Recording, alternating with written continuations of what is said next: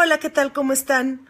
Bienvenidos, mi nombre es Elisa Gaona y este es un Facebook Live para estar cerquita de ustedes. Me formé como pediatra y como gastropediatra en el Hospital Infantil de México Federico Gómez y estos videos los hago sobre todo para llenarlos literal de información y que puedan tomar las mejores decisiones en relación a sus hijos. Y bueno, estamos hoy a las 9 de la noche, en punto, para hablar de un tema que genera mucha duda porque es muy impresionante presenciarlos y nos da preocupación que nuestros hijos puedan sufrir algún problema, alguna lesión. Entonces, por eso este Facebook Live va para ustedes. Entonces, el tema es espasmo del sollozo. Y lo primero es, bueno, muchos saludos a todos y muchas gracias por escucharme. Les mando un besotote y recuerden que tengo ya un canal de YouTube. Me quieren volver youtubera, así como, parece como reggaetonera, ¿no? Pero bueno, la idea es compartir sobre todo información y que si les gusta esa información la puedan compartir a su vez. Bueno, ahí les va. Entonces, rápidamente, hay un beso al doctor Miguel Maza. Rápidamente, el espasmo del sollozo es... no hay que confundirlo con un berrinche, no hay que confundirlo con me está tomando la medida y ya sabe cómo lograr que haga lo que yo quiero que haga, porque eso no es así, ¿no? Los niños, a mí no me gusta considerarlos como seres manipuladores, no me gusta considerarlos como niños que te toman la medida y que sufren o lloran solamente para conseguir lo que quieren, porque no funcionan así las cosas. Tenemos que partir del entendido que los niños tienen un sistema neurológico inmaduro todavía, que no pueden tener un adecuado control de sus emociones como se supone que nosotros como adultos ya lo deberíamos de tener, y que muchas veces la manera en cómo manifiestan su inconformidad o su deseo ante algo es llorando, es la manera como se expresan. Y en ocasiones no pueden controlar esta expresión, se sobrepasa, por así decirlo, un poco, y nos pegan sus toques, que esto es el espasmo del sollozo. Entonces, el espasmo del sollozo es cuando el niño está llorando y no para de llorar, y después de llorar se quedan sin respirar un rato, ¿no? Se ponen pálidos, morados y a veces pierden el conocimiento, incluso pueden llegar a tener movimientos y obvio, eso nos aterroriza, ¿no? Es como de, primero dejaron de respirar, ¿no? Después se pusieron pálidos o morados y creemos que su vida está en peligro.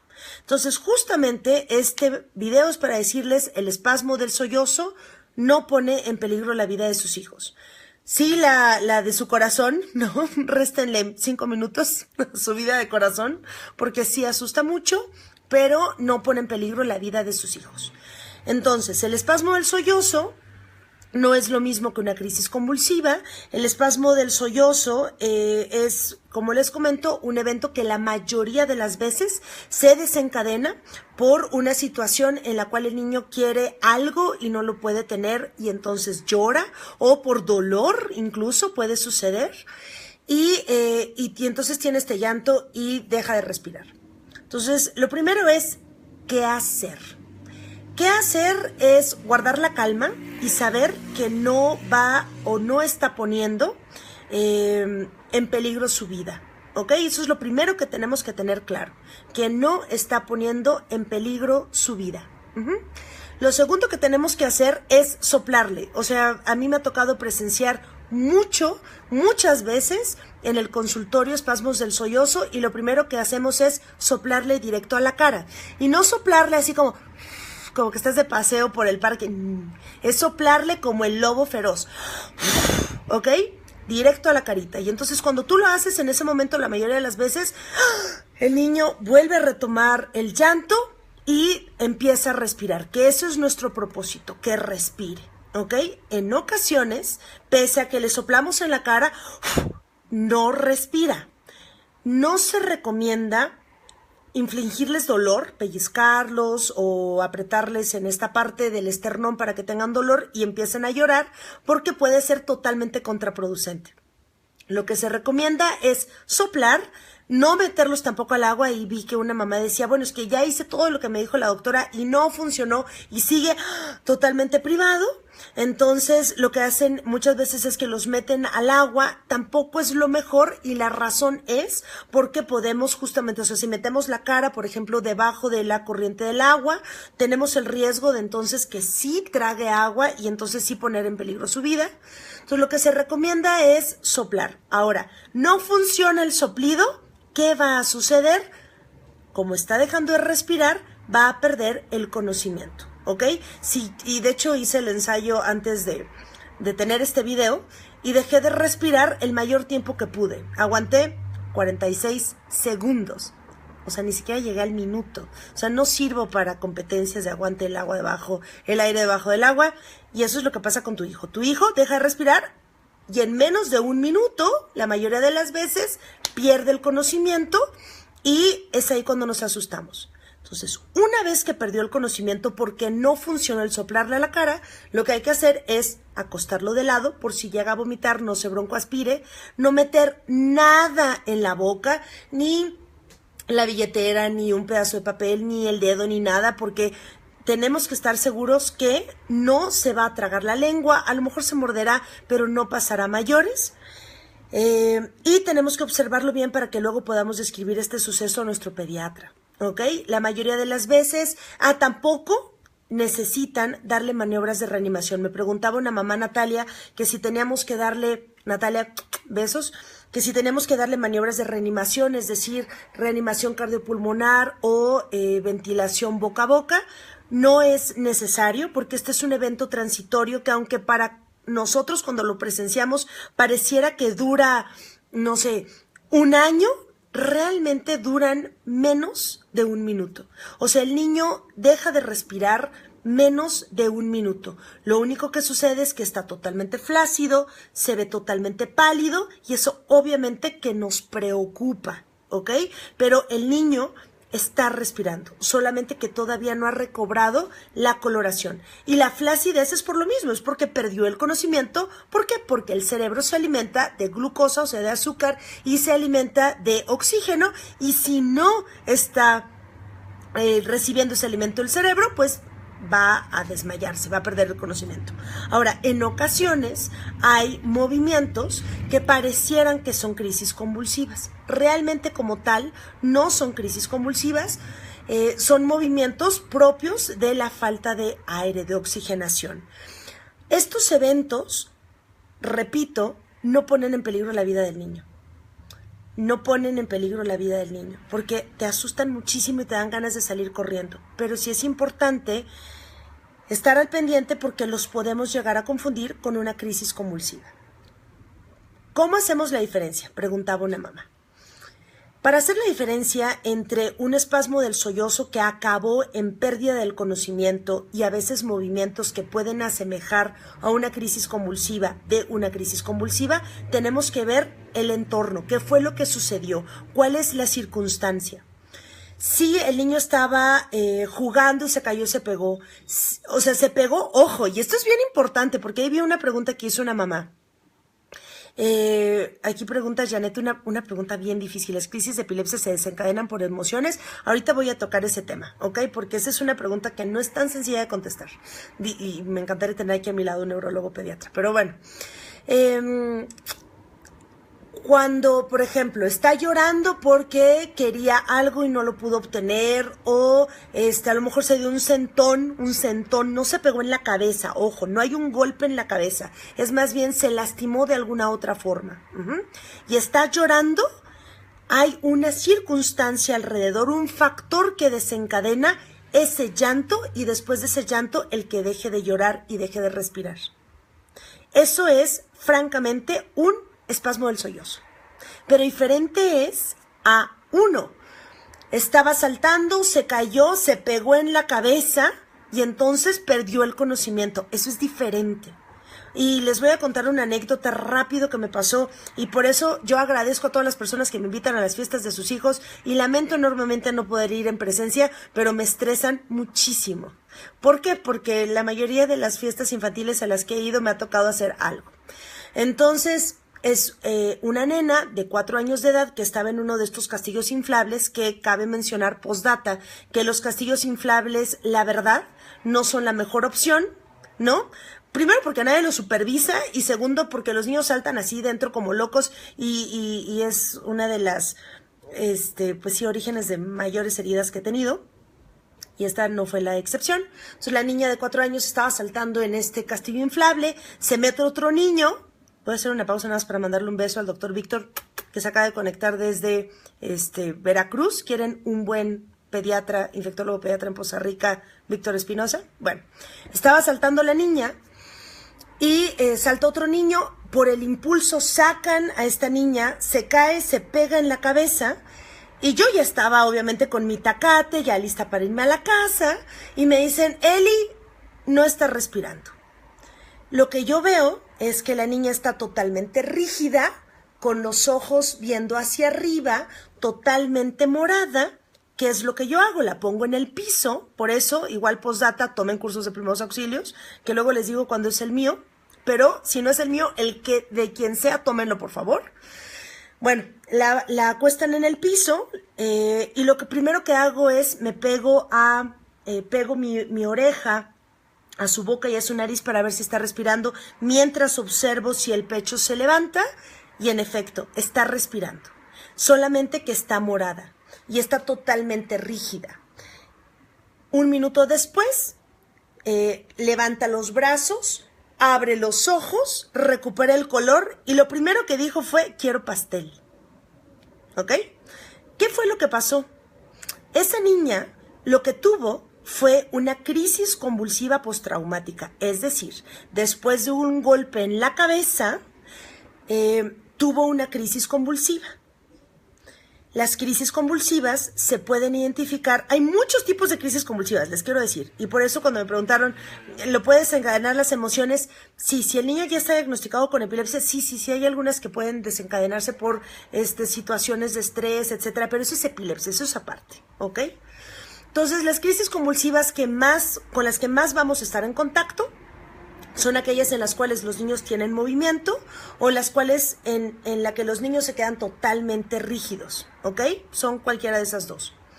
En las dos circunstancias, los niños se ven totalmente pálidos o muy morados o azules, sobre todo alrededor de los labios, y eso es lo que genera miedo porque sientes que no están respirando, pero sí están respirando, solo que en estas crisis convulsivas no hay una buena oxigenación de los tejidos y por eso hay un cambio de coloración, ¿ok?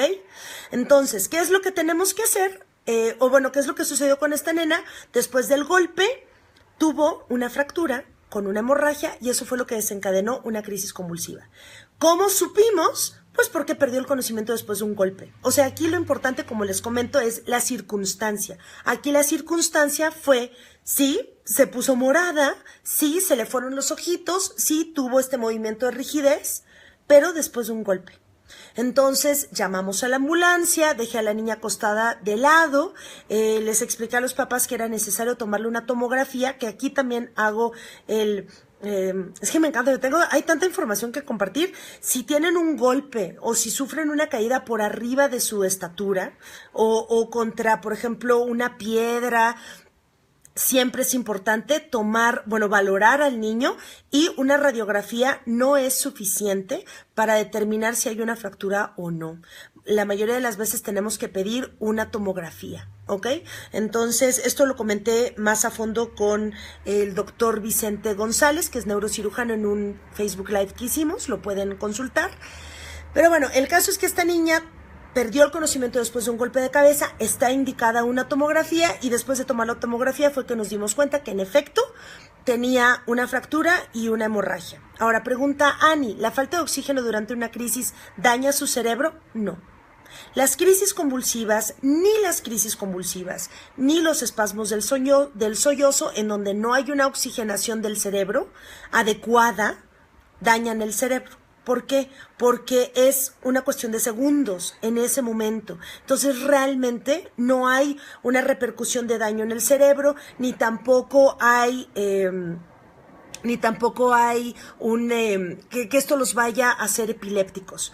O sea, esta nena que les cuento de los 4 años de edad no quedó con epilepsia, la hemorragia se reabsorbió, la fractura se recuperó y no tuvo mayor problema. Y cuando tienen espasmos del sollozo, tampoco tienen ninguna lesión ni ningún daño después, ¿ok?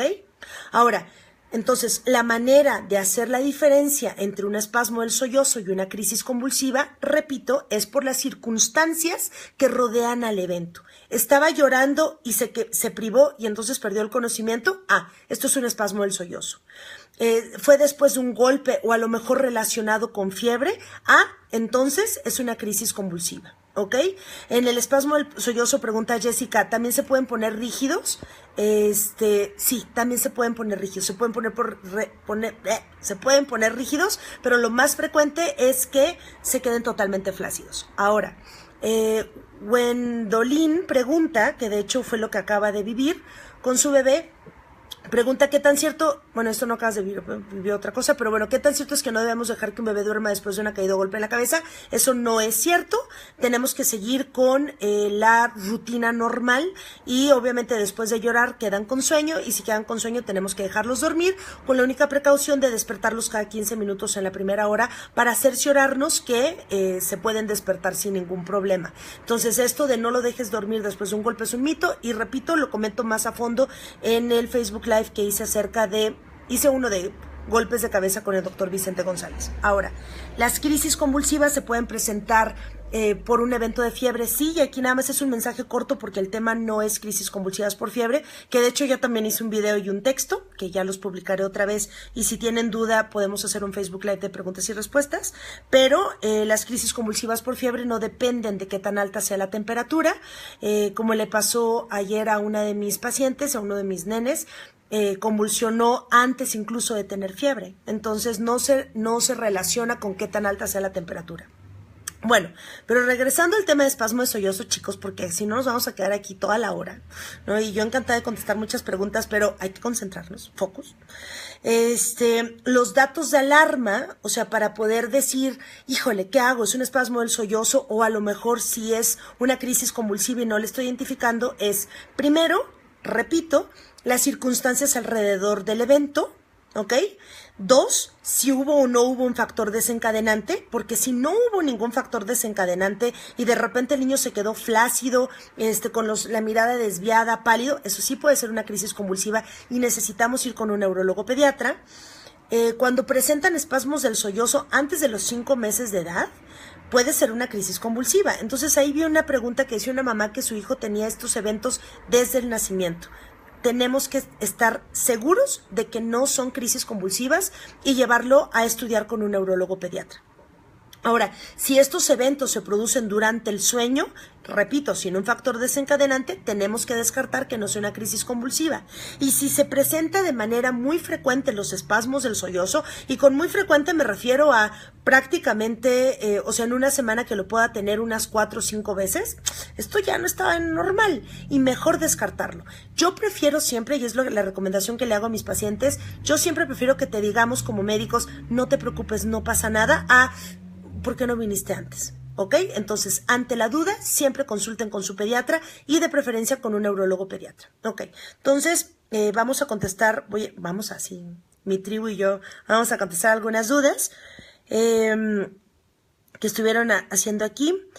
Dice Gaby, 33 meses viviendo esas crisis de espasmo con mis hijos, el mayor de 3 años, 3 meses de edad, ya dejó de tenerlas y el más pequeño de 1 año, 5 meses, quien ha tenido hasta 4 crisis diarias. Como le había comentado antes, mil gracias por su información. Ok, entonces aquí con Gaby cabe mencionar que primero sí es más frecuente que... o sea, no es que haya una herencia, pero sí es más frecuente que si alguien de la familia tiene o tuvo espasmos del sollozo, uno de cada 4 personas que tiene espasmos del sollozo sí tiene algún componente familiar, sí. Pero con Gaby en particular, si ya tiene 4 crisis diarias, yo sí te sugiero, Gaby, que consultes a un neurólogo pediatra, ¿ok? Para tener la certeza absoluta de que no son crisis convulsivas. Y besos a Fabi. Besos al doctor Pepe Mora, otro pediatra fantástico, está en Ciudad de México. Besos a Mariangi, besos a todos. Dice, cuando tienen un soplo inocente, ¿puede sufrir estos espasmos del sollozo? No. Los soplos no tienen relación con los espasmos del sollozo. Los soplos inocentes, que son soplos que no tienen repercusión con una enfermedad cardíaca, no tienen por qué dar ningún síntoma. Y lo que sí es que ciertas enfermedades cardíacas sí pueden dar síncopes, o sea, que pierdan el conocimiento. Ya invitaré a una cardióloga pediatra a platicar con nosotros. Dice, ¿qué más? Otra pregunta. En los espasmos, ya esta la respondimos. Ok, ya respondimos que no hay que sí se puede dejar dormir. Dice, mi bebé se golpeó la cabeza en la bañera, lloró y le pasó esto, no podía llorar, pero no perdió el conocimiento, tendría que haberla llevado al hospital, la observé y actuó normal. Entonces, si se pegó en la cabeza y perdió el conocimiento, sí, lo ideal sí es llevarla al hospital, sí, no les quede la duda. ¿Qué pasa cuando después de la crisis del espasmo, del sollozo tiene una crisis de ausencia por mucho tiempo? Las crisis de ausencia, para aquellos que no estén familiarizados con el término, es cuando el niño está haciendo su actividad normal y de repente se desconecta. Queda como viendo fijo a un punto. Esta es una crisis convulsiva y hay que estudiarse. Ahora, lo que sucede después del espasmo del sollozo es que los niños muchas veces quedan muy fatigados y quieren dormir, pero esto es totalmente diferente a una crisis de ausencia. Entonces, ante la duda, Gaby, mejor con el neurólogo pediatra. Jocelyn dice, mi hijo hay veces que está dormido y se pone a llorar inconsolable y se priva. ¿Es espasmo o crisis? Si estaba dormido, pero se despertó y está llorando y por llorar se priva, pareciera que es más bien un espasmo del sollozo. Más preguntas, chicos. Besos desde Colombia. Hasta Colombia. Yo viví en Colombia, viví en Villavicencio 5 años. Fui feliz. Dice, muchas gracias, Lucy. ¿Es recomendable darle una nalgada? No golpeemos a nuestros hijos en ninguna circunstancia, ni con espasmo del sollozo ni sin él. No es recomendable, ¿ok? Y cuando tiene un espasmo del sollozo, si infligimos dolor, va a llorar más y va a quedarse más en ese trance. Y me gustó mucho una frase que dijo Lupita, besos a Lupita Yamatías, que decía, déjame ver si la encuentro, pero me encantó, que es justamente referente a que los niños no lloran de a gratis, ¿no? O sea, a ningún niño le gusta llorar, ningún niño lo hace por gusto. Entonces, por otra razón, sino porque todavía no es lo suficientemente maduro para controlar sus emociones. Y estoy buscando la frase, me da una pena, aquí está. My son is not giving me a hard time, is having a hard time. Mi hijo no me está dando un mal momento, está teniendo un mal momento. Entonces, eso es algo que tenemos que tener presente. Con los espasmos del sollozo, ojo, no es que el niño sea berrinchudo, no es que el niño nos esté tomando la medida, el niño está sufriendo, o sea, el niño no llora de a gratis. Y muchas veces, sobre todo cuando todavía no tienen bien desarrollado su lenguaje, es más bien una frustración, o sea, no se pueden comunicar con nosotros y se frustran. ¿Qué relación tiene la anemia con el espasmo del sollozo? Ninguna que yo sepa. ¿Qué más? En el llanto de sollozo es normal que se priven y se pongan morados de los labios y pálidos. Es normal, sí, eso sucede. Ojalá puedas leer el texto, Lana, que puse el lunes. Y es cierto que después de un golpe de cabeza, en la cabeza, vomitas de urgencia. Sí, depende, o sea, si hace cuando estaba corriendo, se cayó, se pegó en la cabeza y se pegó en la panza y vomita, es normal. Si se cayó, se pegó en la cabeza y estaba llore y de tanto llorar vomita, es normal. Pero si tiene más de 3 vómitos continuos, sobre todo a propulsión o con fuerza, sí nos puede estar hablando que hay un problema, y esto lo hablé con mayor detalle en el Facebook Live de Golpes en la Cabeza. Que quiero también comentar algo, el otro día me vi como loca. Sí, soy medio freak, yo creo. Estaba en el súper con mi esposo y vi a un nene que estaba en el carrito del súper parado en lugar de sentado.